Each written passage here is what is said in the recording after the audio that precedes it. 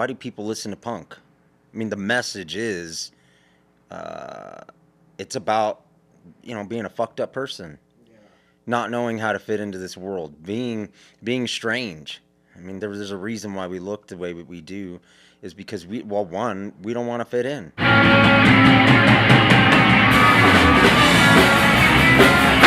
So we have Santiago Jaramillo and Lala Jaramillo, who are the director of programming of D3 Arts and the founder of D3 Arts. Are those titles correct?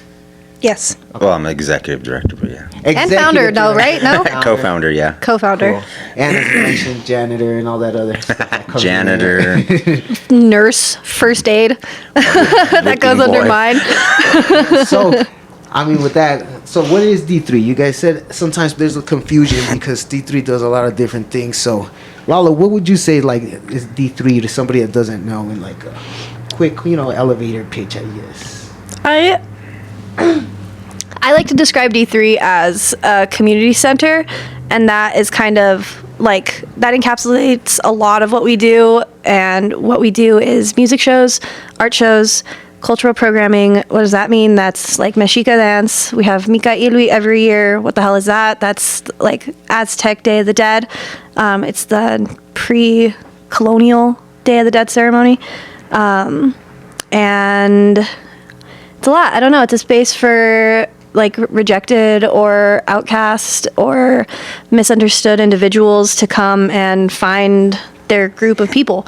A place for people to learn who they are if they don't know who that is specifically or anyway. And it's a place for people to get sober and learn about sobriety and recovery and what that might look like for them.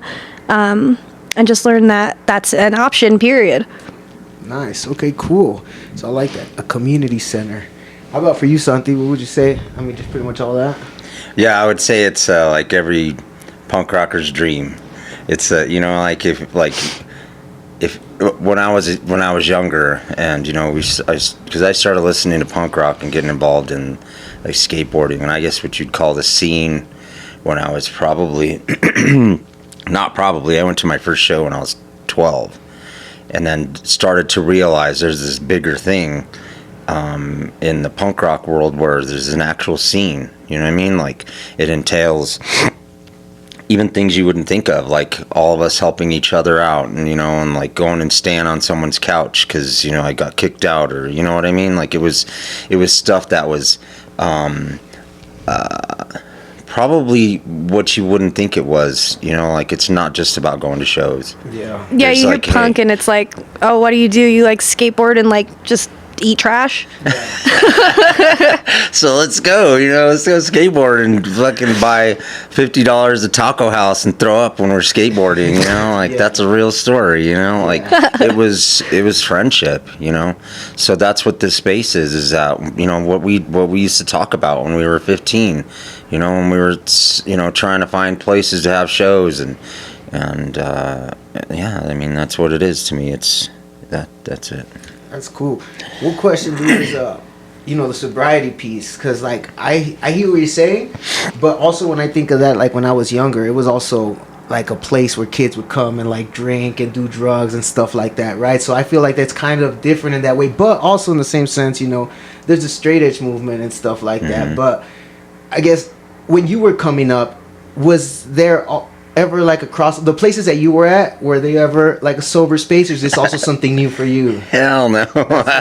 We used to like scare kids, the straight edge kids, into drinking. Like, you guys are lame. What the hell? Yeah, no. Watch like the Gangland video with the FSU guys who, like, jump people. They were like, man, we wish they would come, because people will be like, and that's what to me is like so cool and different about D3 is that, as you mentioned, it's like a punk rocker's dream, but also it's not, a place where like you're just gonna go and like be around, you know what I mean? Because like I never, I was just a stoner, but I was just by proxy, around some crazy stuff, you know what I mean? And I think that that's super cool that you guys offer that, but also like in a safer space, and also like in an establishment, like, because when I think of DIY places, at least my experience, most of them are like houses, you know what I mean? So like, how often have you seen that like it's an actual establishment rather than like a house? Was that kind of popular out here for you? No. And so first of all, if we're talking about sobriety in the scene, no, I mean this is very new. You know, I mean, in the sense that like The concept of just being sober is still new. and not it being some, you know, like for lack of a better term, some jock who got into hardcore who, you know, is trying to push some sober thing on people, you know, because that's his, you know, whatever patch he wears on his arm because that's his identity, you know. No, that, I mean, so I do think that there's still that element in punk rock and stuff where, you know, I don't think we'll ever get rid of that. You know, this is the grimy, you know, gutter punk who's, you know, drinking his life away. You know, I mean, hey, that ain't cool, but that's, you know, I hate to say it, that's part of it. That's part of punk rock. You know, it's Sid Vicious. Yeah. You know what I mean? What are those guys? You know that, and so I think what that says to us is that we know that element exists, and I don't necessarily think that it needs to be taken away, but also. You know, like how many of my friends are not 15 years old? At some point, you're going to be 30. You know, I sobered up when I was 33. You know, like at some point, you can't be the gutter punk. You know, you can't be that dude no more. But, you know, like, I know how weird it sounds to say this, but I hope I die a punk rocker. I want to be a weird old 80-year-old guy, you know, like still listening to this. I mean, which is normal, probably. I mean, how many people listen to the Rolling Stones and like all that crap, and they're like, man, They're sponsored by AAA. AARP. Yeah, the Rolling Stones, AARP. They sell their tickets through them. That's how old their fans are. But how, you know what I mean? Like how edgy is Rolling Stones still? Yeah. You know what I mean? Like their music's crazy too. You know, they had like songs that are talking about the devil and somebody gets murdered. You know what I mean? So, we have to grow up, but still be able to express ourselves. You know what I mean? I hope that never goes away. You know, and so, you know, for us to add the sobriety piece to that just means that we understand you're going to do what you're going to do. We don't want you to do it on our spot, but when you're done, when you have to grow up, when you look at, because I didn't see that anywhere. I didn't see like, you know, nobody's going to go to an AA meeting at the Atlan Theater. You know what I mean? Yeah. But those people need help still. So that's why we included it, because it's part of my story, and looking around at like there's a lack of this. You know, I think that I had the ability to go around normal spots because of the way I was raised. You know what I mean? Like I was raised as a Jehovah's Witness and all this other weird shit. So I could go walk into spaces that are filled with normies. But some of my friends couldn't. And I tried to take them to meetings, and they're like, fuck no, I ain't going to that place again. There's a bunch of old, you know, white people. I ain't going to that, you know? So it was like, so there was a void that I saw was needed. And more so that I'm brown. There are no real sober spaces here in Westwood that are not just Spanish speaking. Spanish speaking, you know, that's a whole other culture, right? Like, those are my people, yes, but I'm born and raised here in Westwood, so my experience is I'm Mexican American. That's a little bit different than all that. So not seeing that's also not being represented in the sober community, where you know, our people have somewhere safe to go where they feel comfortable. That's why we brought it here. And it's also like, hey, you know, I'm sober now, in the 12-step programs, you know, you have to give back to your community, or I mean, you have to make amends, and part of that amends is me giving back, because I was a little shit around here, you know what I mean? So part of it is giving back to the community and offering them that spot. But it's also, I mean, if I think about D3 being an establishment or an established spot, I mean, I think it's all interweaving, and just the fact that we're consistent. Yeah. Do you know what I mean? Yeah. Like, we are consistent, and you know, yeah. No, but what I mean by that is, like, what was that laundromat place here that used to be like a laundromat that was like a DIY spot, right?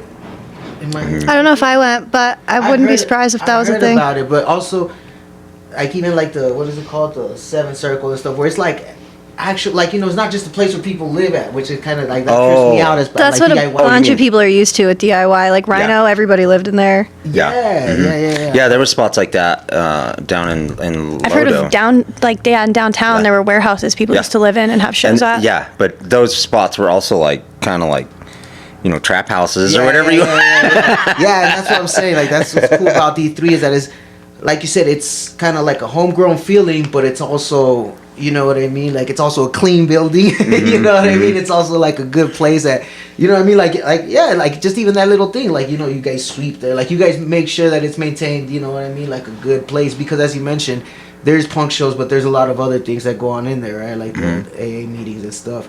So you said, how long has this been going on for? D3 has been around for 14 years. And what was like the first incarnation? Like, how did it start? As like AA meetings or?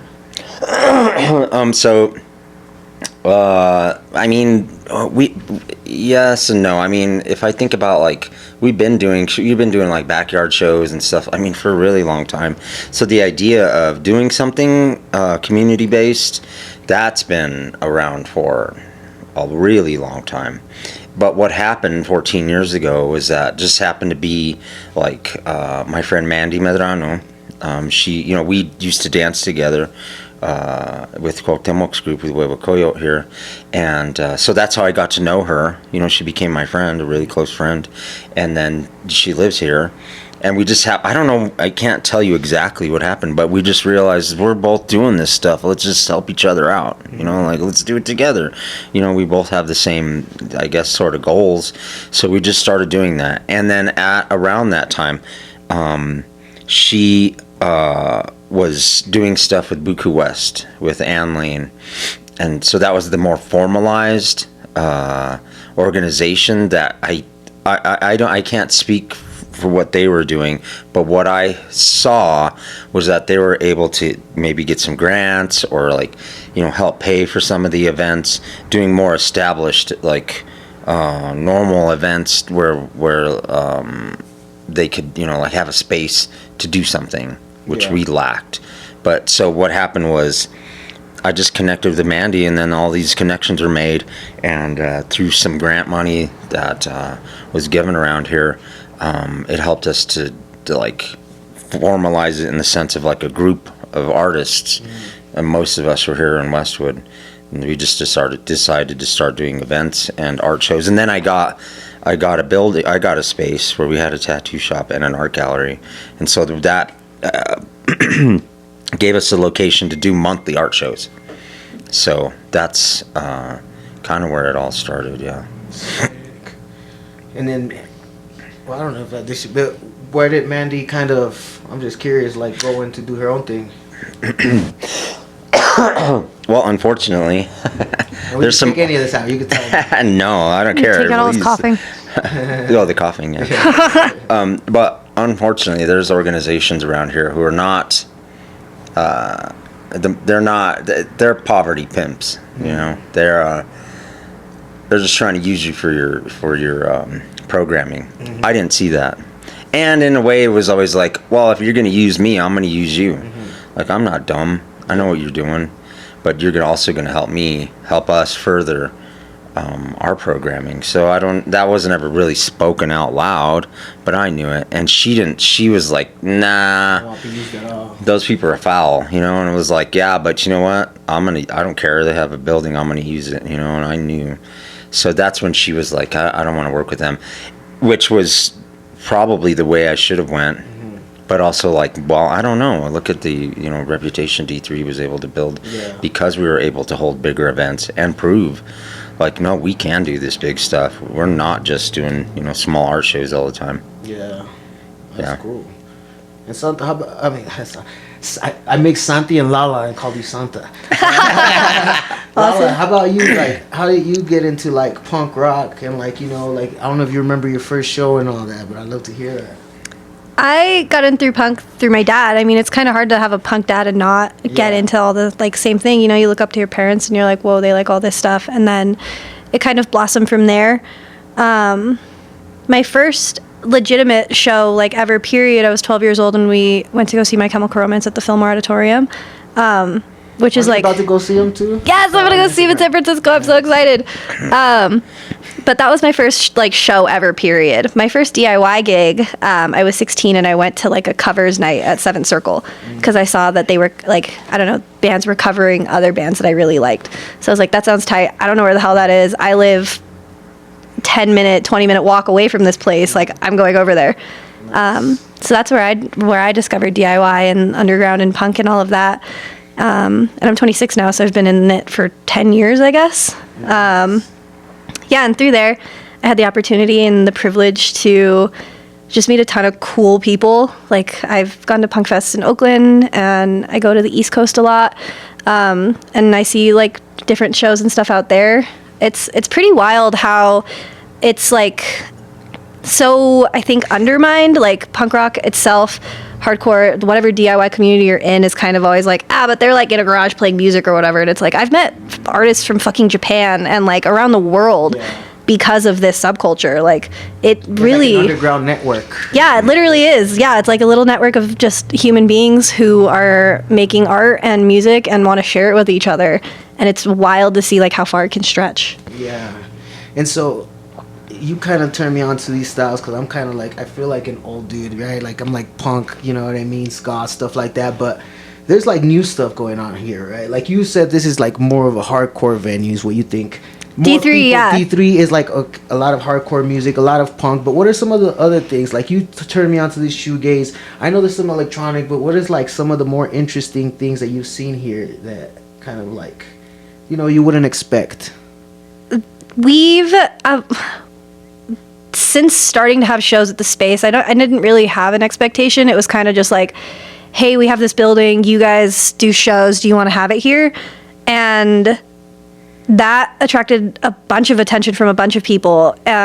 We have had like noise shows in here, and I don't know if you're familiar with that, but it's just people like, I saw a guy use a fucking radio to like point different directions and make music with it. It was crazy. It was wild. I like that. I've seen people make music with like Dremels and saws and shit. Like that's happened in here too. It's wild. There's a lot of different kinds of music. I mean, like we saw a kid play like a weird little meditative drum last week. Tongue drum or whatever. Yeah. And why do you think the hardcore people flock to here? Do you think it's because like other venues just don't allow them there? 100%. It's too violent. Yes. Right? So it's like this is like a safe haven. We're like yes. Because were you that's scary for people. Or did that surprise you? I was like hardcore adjacent. Yeah. The genres and like the really nitpicky stuff about alternative subcultures and like the underground or whatever you want to call it. They might seem like slight variations of the same thing to a lot of people, but it's like the hardcore kids I never hung out with because I was a punk kid. Yeah, exactly. So I'm pretty new to like all of the hardcore music and like the way they operate and stuff like that too. Because I didn't like going to the shows where these dudes were doing spin kicks and fucking punching each other in the face. Because I'm 5 feet tall and I don't want to get punched in the nose. Like I don't want that to happen to me. But yeah, we do attract a lot of those shows because I'm not like...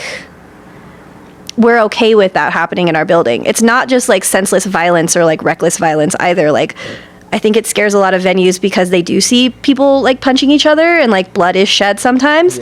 But 90% of the people in that room are friends and like they are just letting loose and like getting out this extra energy and emotion and all of this, you know, like they're not intending on I'm going to physically harm you because I don't like you or because this is aggressive and hateful. It's, I'm doing this explorative or like I'm learning how my body moves.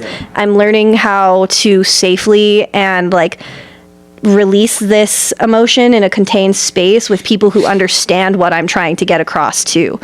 And that's why we have hardcore shows in here, is because it's like, I don't mind repairing the drywall if you guys are having like a really good time and if this is the only place you can do that. Yeah, that's super cool.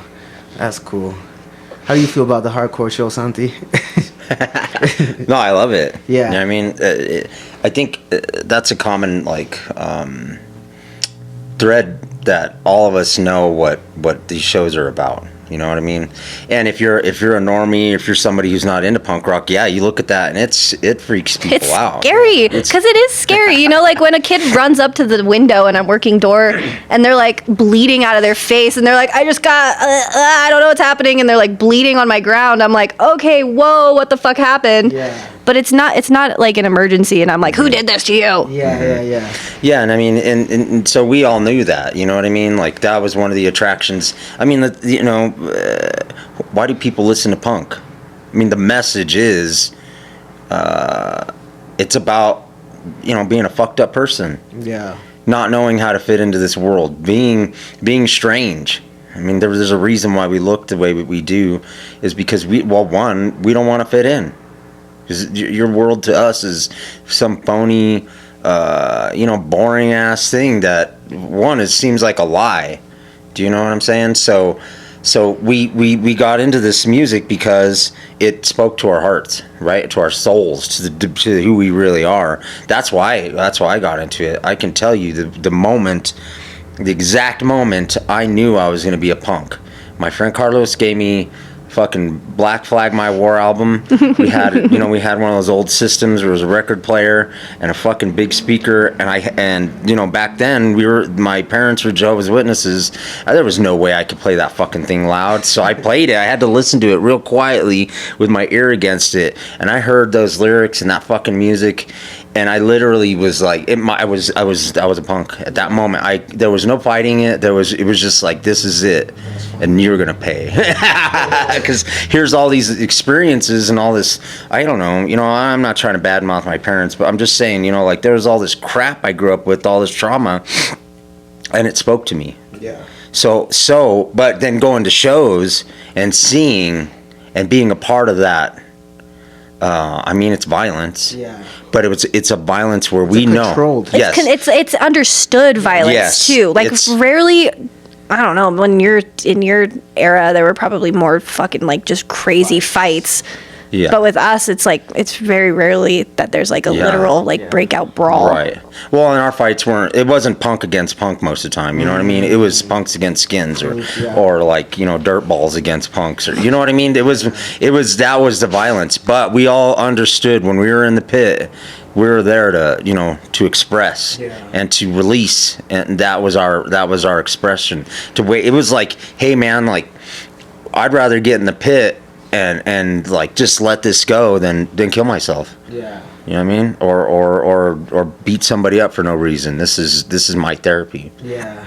No, I think about that a lot. Like, sometimes I want to like write a whole like paper on like the psychology of mosh pits or something, because it's just like it's a therapy. You know what I mean? And I always say too, it's a little different. Like when I go to hip hop shows, I feel this like tension of like, you know what I mean? Like, if anybody stands too close, if anybody bumps into me, it's like, oh, he didn't say sorry. Like, yo, what's up with that dude? You know what I mean? And it's a very, even though and in a punk show, somebody could literally come and grab you. So like, they fucking like, will you too. know what I mean? Yeah. You end up hugging. You could have literally been punching a guy, and then as soon as the song's over, come here. You know what I mean? And there's something about that like, I think I don't know, it kind of just goes with society, right? You have a society where everybody has like this fake, like, you know what I mean? And the site where it was just real, like, yo, you look like shit, dog. And like, if we could just communicate like that in a real way and not be like, oh my God, like, no, I'm just gonna, you know, be real with you. You know what I mean? And I think that's what punk rock is like, just raw realness. Yeah, you know? and you know, I know Lala can speak to this. I think all of us can. Is that like,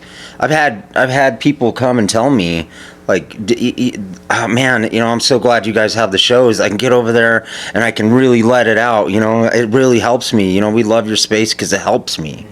And we know what that help is. You know, maybe other people, like I said, there's that idea of normies, and they don't understand it. And it's okay. This isn't for you. You know what I mean? Like, we're who we are. But I know, and we know. And that's one of the biggest things that's for D3 for us, is that we know we're catering to all those people who fall through the cracks. Because I fell through the cracks. I was in the system. You know, I had to go to therapy and all this stuff, and I hated it. Never fit what I wanted to say. It never fit what I felt inside. And it was always like, man, you guys, you're them. You're exactly who I don't want to be around. So we're like, no, we are them. And here's also too a way to give you expression that's safe in a space that's safe without alcohol and drugs. And more importantly, like I said, you know, we have personal conversations with people where they're like, I want to sober up. I can't do it, man. And then it's like, so what do we say? Well, there's an AA meeting over there. You're probably going to hate it because all those people are not like you. Or, no, we can help you. And it's not like I'm not trying to be like a fucking, you know, selling this shit. I'm not trying to be some salesman, because that doesn't help either. It's just like the conversation is, well, if you need help, we can help you. You know where to find it. You know where to find it. It's here, and then that's it. You know, if they want to keep talking or whatever, that's fine. But it's always like, it's here for you. Yeah. And we understand. Because we're you. Cool, yeah. That's super cool. Because like you said, like I said, to me, it's like it seems so separate, but it kind of like, you're right. Like the communities go back in hand. You know, most times a lot of punk rockers, like, you know what I mean, dealing with some type of stuff. You know what I mean, like, you know, and talking with sobriety and stuff. Like the other day, I was thinking like, oh, you know, what would I talk with Santi about? Like, you know, the only experience that like I could say, I mean, of course, weed. You know what I mean? And I know we have, you know, but the time where I felt like I was like, you know, really like addict and like doing like was with Spice, doing like synthetic stuff, you know what I mean, and like that other stuff, which again, like, I don't know, man, like I do remember being at shows like smoking Spice, you know what I mean, like, and that's when I felt like so like it's just terrible. But yeah, I think that's also just in the age, right? Like when I was going more to shows, that was when I was in probation, when I was like, you know, when I was going through the worst. And I think it was like a need, because like now I'm like, you know, relatively stable life, and I don't feel the need to go to shows no more. You know what I mean? It's like it served that purpose. And sometimes I want to, but I'm like, I'd rather not know who's coming, because I don't even want to go. But there was a time where literally if I have $10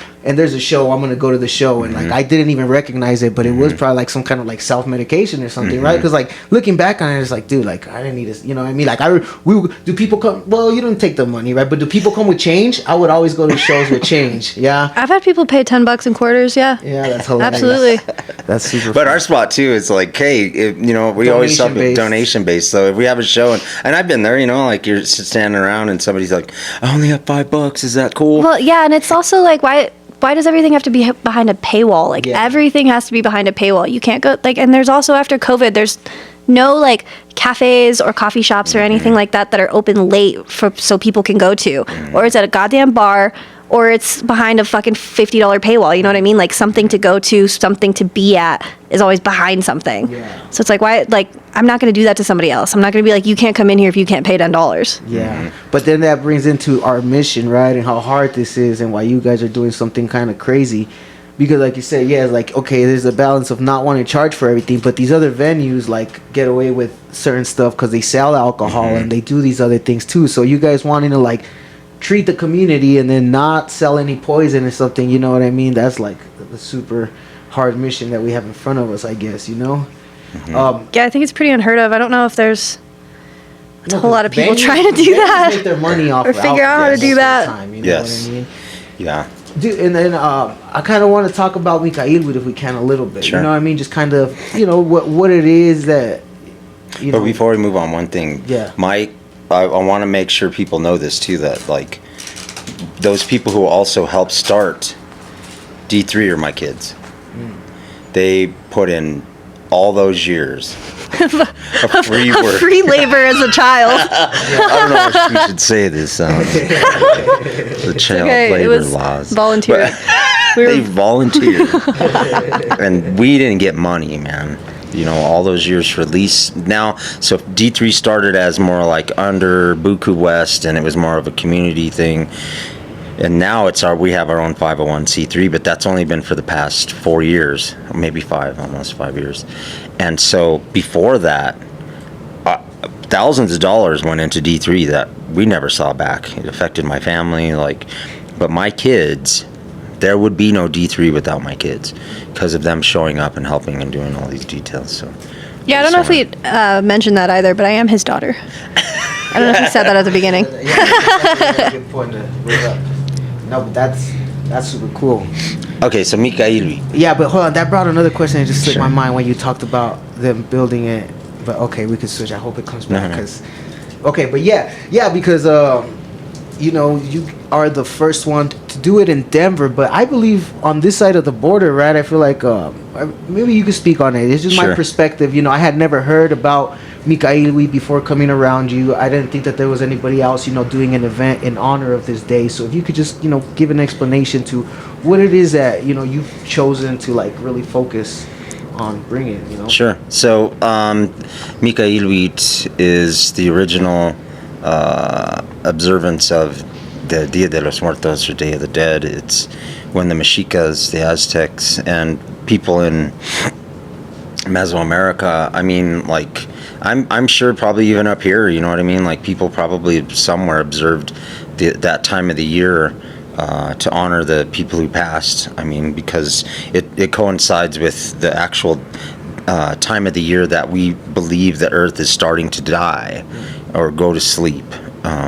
And that's when, you know, the harvest starts happening more towards the fall, not really towards the winter. Because in the winter, it's already there. It's the earth is dormant, so it's before that. So it's kicked off then in like I want to say July, the end of July, August, September.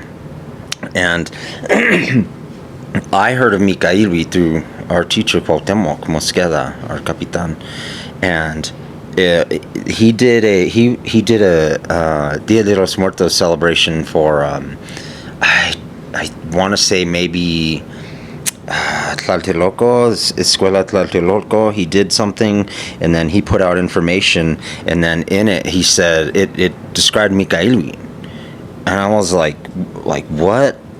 This is the real times of the year, not in November. He said, no, November is when it was colonized. It was they compacted two 20-day months of, you know, the first month observing or respecting and honoring the youth who passed, and then the second month is the elders who passed. They took those 2 months and condensed it down to one day, I guess, to All Saints Day, you know, with the Catholics. Yeah. And so when I heard about that, you know, that intrigued me because I love just, you know, the aesthetics of Dia de los Muertos and skulls and all that cool stuff, you know. But talking to him and him saying, you know, one of my life's works has been to bring this ceremony back, to observe it the right time of the year, because then that truly honors our ancestors. Do you know what I mean? It truly honors something that's passed that people don't fully understand, because, you know, you see all this crap now. It's cocoa. It's all just, you know, to me, Walmart fucking Dia de los Muertos shit that I can't stand. You know, I always call it Mexican souvenir store. You know, like you got all the souvenir crap that you're seeing. You know, and that's really what it is. But to take it back to honoring it, at the very least, putting it in the right time of the year, so it coincides with the earth changes, you know, that it was originally meant to do. But more than that, you know, if we're talking about decolonization and empowering ourselves and getting back to the true beliefs and spirituality that empowers us, well, then we need to take that back. So that's when I got introduced to Mikailwi. And the first Mikailwi that we had, I think it was 11 years ago, 12 years ago. We had it at the space at the gallery that I had. We did it for a few years, and then, you know, I lost the space, and it was a lot of work. And so I always wanted to bring it back, and that's what, 4 years ago? 5 years ago?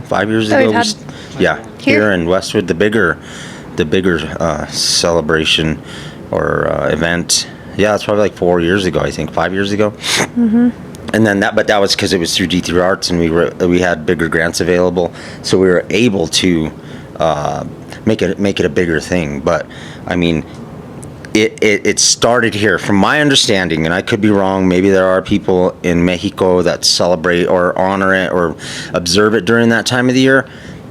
I could be wrong. Like I said, I don't want to misrepresent it. If there's somebody out there who did it before us, cool. That had that idea before Cuauhtemoc, cool.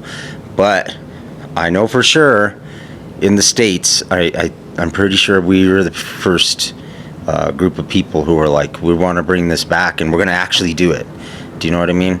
And like I said, it could be wrong. It could be even in Mexico, you know, that this was brought back. And now you see it, people actually using that word. And pretty commonly now. It's crazy in the last 3 years where I've seen it go. Yeah, everywhere. and that's through the influence of Calpulis Cali, through Serena's group and their mom, because they have such a huge impact in the Aztec and Mexica dance that they started posting our stuff and people saw it, and which you know what I mean. Like at the end of the day, I don't care, Yeah, like hey, you take this stuff. What's funny is I see people reposting the stuff I created, and they're like, "This is it." I'm like, "Well, yeah, I know, I made that." But so, to not get it mixed up though, like what would you say, Mikhail, what would them say the celebration entailed?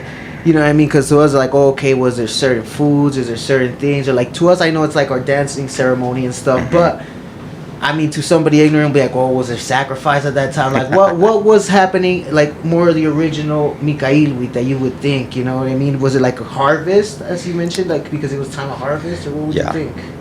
Yeah, so, I mean, it was like daily ceremony type of stuff.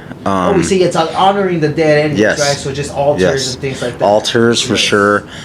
Foods that were representative of that time of the year. Cacao, anything you can think about that's sort of more summer, end of summer, fall stuff that they had in Mexico. You know what I mean? And so there was We Mikailuit, which was like the honoring the ancestors. So that was We Mikailuit, and then there's Mikailuit Tontli, which was like a big banquet or like a big like feast that they had. So they there was a few different things that they had that were focused on, but the We Mikailuit Tontli was like the big thing, where everybody was fed. You know what I mean? There had to be certain flowers, certain colors that all represented the dead. Got you. Mm-hmm. Sweet, man. That's cool. And right now, I remember what I was gonna ask you about the when you were talking about Lala and how like she was, how they helped you build it. Sure. What can people do to help now? I mean, I guess that'll come later, right? But I guess just go to our website and sign up to the newsletter, right? What is another thing? Like, if somebody's like, oh, okay, I like what they're doing, like, is there any way for them to help out now? Sure. Or keep coming back. Yeah. Please keep supporting us. If you like a show, check out our other shows that we have. We have a monthly calendar on our website right now, and it lays out all of the events we do, like 12-step meetings, somatic healing sessions, music shows. Somatic healing? I'm not sure. It's about physically releasing trauma, because talk therapy sometimes isn't. It only goes so far for some people, and trauma is stored in the body. So somatic healing and somatic sessions and treatment and stuff like that, they focus on like physically getting it out of your body. And you guys do that here? Yeah. Nice. We do it on Wednesday. It's every second Wednesday of the month with Lex Chamizo, and she's a certified TRE practitioner. Okay, and that's free for the community? Yes. That's cool. I did not know that.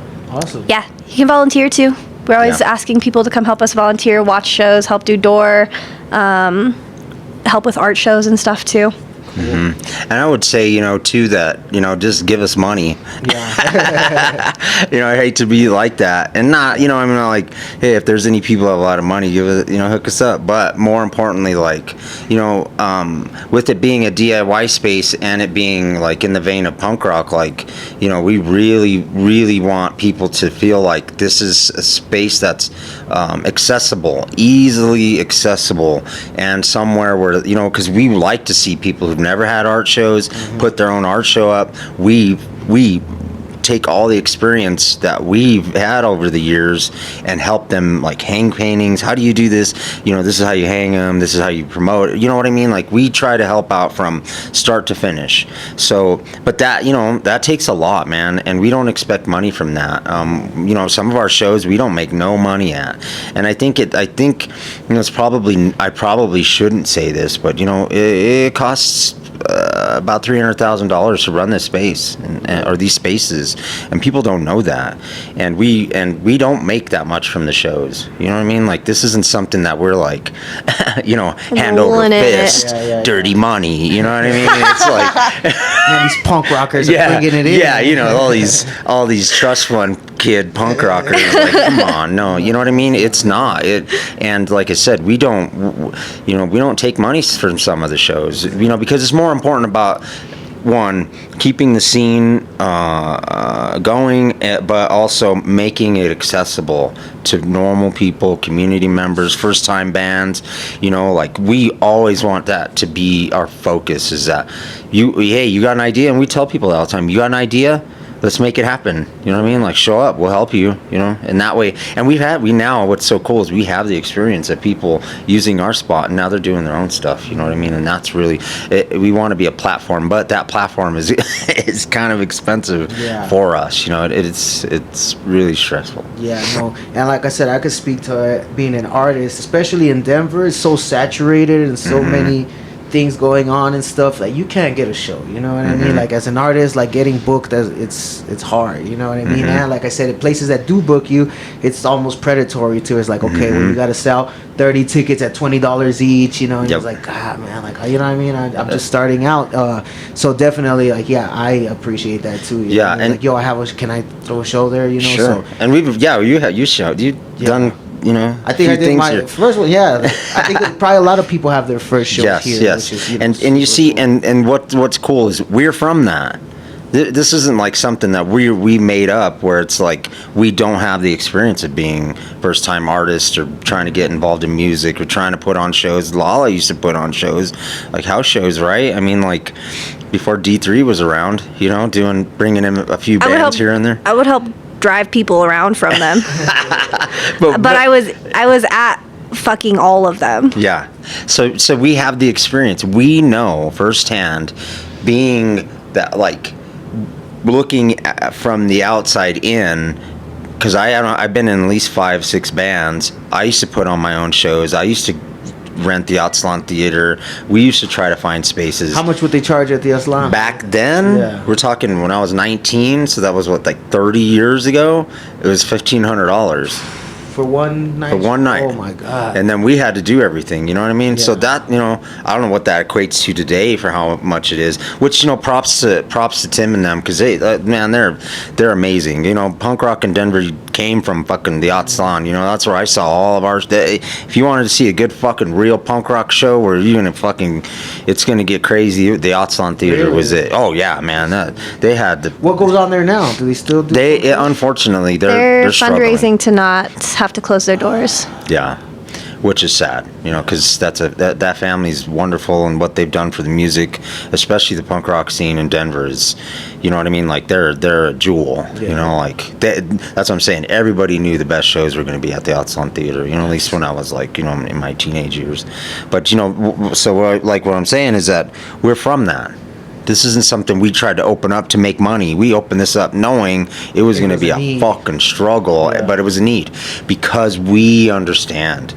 Like, no, man, how hard is it to get these? I just want to do a fucking show. That's all I want to do, you know? Yeah, even as a visual artist, like, if this doesn't exist, what's the move? You go to a gallery and they charge you also to, like... Well, they want to take, like, almost half of whatever you make on if you sell a piece. And they also want to see, like, an insane amount of work. Like, they want you to have been an artist for fucking 10 years or something before you show in their space.